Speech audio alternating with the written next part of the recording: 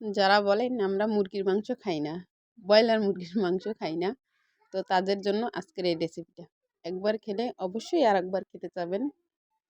তো দেখুন আমার রেসিপিটা সম্পূর্ণ দেখতে হবে।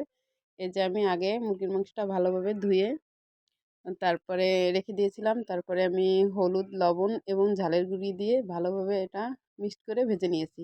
তো তার সঙ্গে আমি আলুটাও ভেজে নিয়েছি। যেহেতু আমি মুরগির মাংসটা আমার ভাজা হয়ে গেছে, তাই মুরগির মাংস ভাজার সঙ্গে আমি আলুও ভেজে নিয়েছি, যাতে একসাথেই সেদ্ধ হয়ে যাবে। এরপর আমি কিছু পেঁয়াজ কুচি দিয়ে দিয়েছি।